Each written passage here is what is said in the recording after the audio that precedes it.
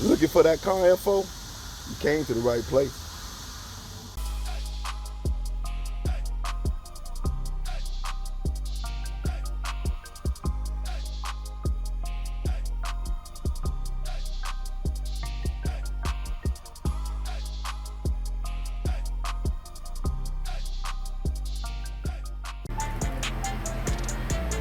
Welcome back. Today's video is going to be about changing the thermostat. I got a customer who said that his car was overheating. And from this conversation, I feel like it's a problem with the thermostat. So now if you're watching this video, it is a problem with the thermostats, because if I'm wrong, believe me, I'm not going to post this. So like I said, if you're watching this, this is a problem with the thermostat. All right, so let me go. I've already removed the battery. You know, you wanna definitely remove the battery before you mess with anything like the thermostat. You're gonna be dealing with some water and electric, you know, so make sure that your battery is either disconnected. I just took the whole battery out. You don't have to do that. You need to at least take off at least one of your connectors to make sure the battery is not connected to the car. I've already disconnected this valve cover right here too, because I know this had to be moved. I'll put that to the side. I'm gonna show you where the thermostat's at.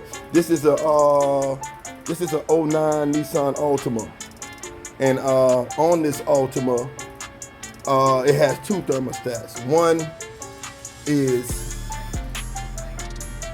right in this valve right here. I'll have to show you that when I take it off. And the other one is down here below. You can't see it from, it's too dark down there. All right, first things first, I gotta remove this air line out the way so we can see better. I already unhooked it, so move that out the way.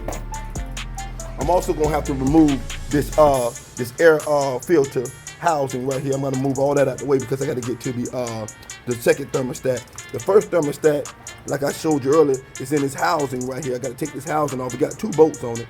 Take this housing off, and it's a thermostat in there. And the second one is over here on the side over here in this housing right here.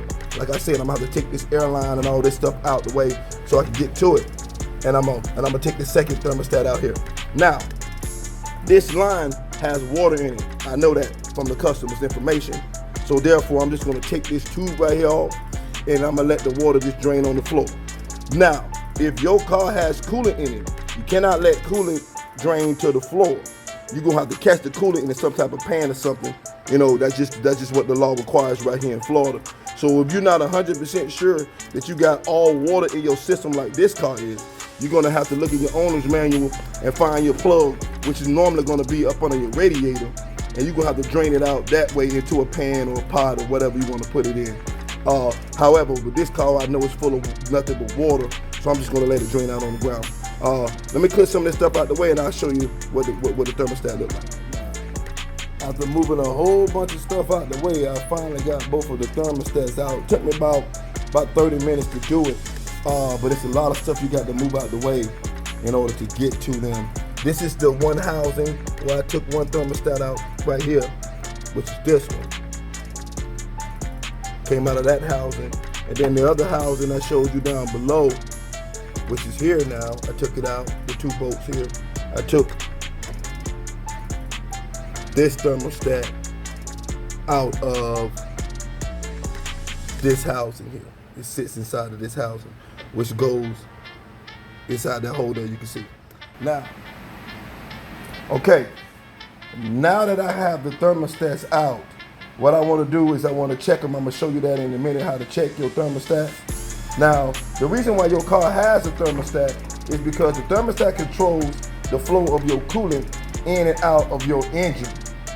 And the reason why you got to have a thermostat is you don't want cold liquids going inside of your engine block while the engine is still cold. That can cause cracks to the engine blocks. This is why the thermostat is important. The thermostat is going to hold your coolant and let it circulate in your car until it gets to a certain temperature, and then it's going to open up and allow it to go inside your engine warm so it won't crack your engine head. Now, if one of your thermostats is locked shut, then it won't allow the coolant to go into the engine, which causes the engine to overheat. And that's what I think is going on with this customer car. This is why I'm approaching it from a thermostat standpoint. So what I'm gonna do now is I'm going to test these thermostats. I'm gonna show you how that's done. If one of them is faulty, I'm gonna replace both of them, and then I'm gonna put it back in, and we'll go on from there. So check me out. Okay, now that I got the thermostats out, I got to check them and see if they're working properly. And like I told you earlier, these thermostats is supposed to open at a certain temperature of your coolant and allow the coolant to go inside the engine to cool the engine off. If they stuck closed, then they will not allow the coolant to go inside your engine, which results in an overheat engine. And that's the problem that this customer is having. So now how do you check them? You get your a pot of water and make sure that the thermostats can fit all the way in the water. You want to make sure they're all the way under the water, like so. Now, what you're going to do is you're going to just put it on a hot stove. Let it come to a boil, right? And once the water, because you know that's the hottest water can get, is at a boiling temperature. So now once the water is boiling, then both of those thermostats should spring open. You know what I mean? If one of them or both of them don't spring open, that let me know that it's stuck closed, and that's the reason why this engine is overheating. And that's what I'm banking on that's going to happen. I'm believing that one of them is stuck closed. So now we're going to see how much I know right here in a second. All right, now it's the moment of truth. We finna see. I'm gonna cut this stove off. You see that the water is boiling. I'm gonna have to get it off of this boiling water so I can get them out of there to check them real quick. You gotta do this quick too. You don't want them to cool off. They're gonna close as they start to cool off like they made to do. So you pull them, and okay, let's check them. You got to check them quick. I'm gonna check this one here. See, and as you can see, it came open. See how that's open now? See that thermostat, there's nothing wrong with that thermostat. So I'm hoping that the other one's closed, or I'm wrong, you know? Okay, yeah, voila, as I expected. You see that this thermostat is still closed. So that let me know this thermostat right here is the reason why his car is overheating. You see how it's still closed after sitting in that boiling water?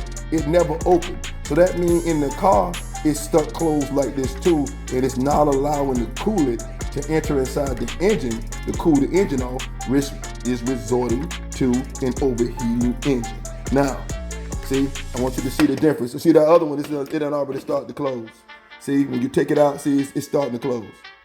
You see, it's starting to close itself. You can see it close, but it's still a little open right there. You can see between the metal and it's starting to close. All right, that's why I say when you check it, you take the water, take it out the water, you got to look at them quick. This one never opened. See how it's closed? See how it's closed? This one never opened.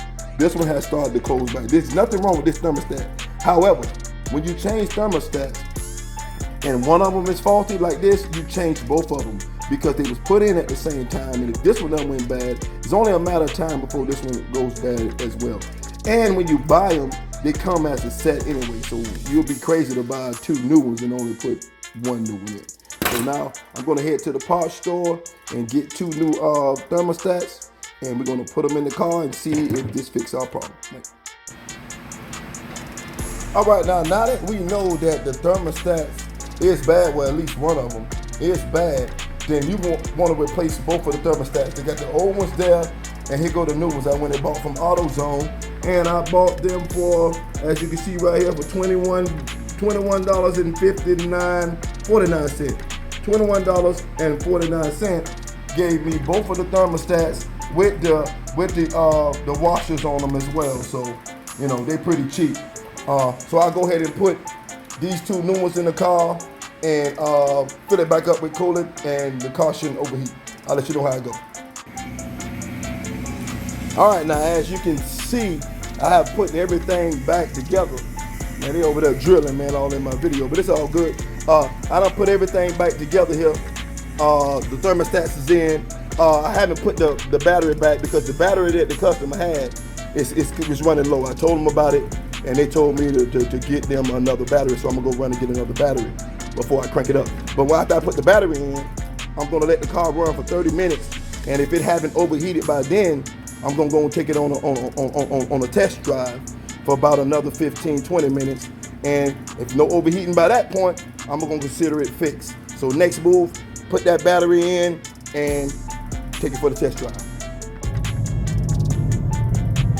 All right, now I done already let the car sit for 30 minutes and I'm out test driving it now, around the block a couple of times, you feel me? It's not overheating. You see, it's holding its temperature. You see the temperature gauge right there, over to the left. As long as that don't go over halfway, you know, then you ain't got nothing to worry about. I done been driving it already about 20 minutes so far, before I even started this video. But as you can see, I'm riding. The car has warmed up. It's not overheating. Believe me, if it was, boy, I wouldn't be riding like this. So I'm gonna consider this car to be fixed. And again, that's another car video with Ellis Car Info.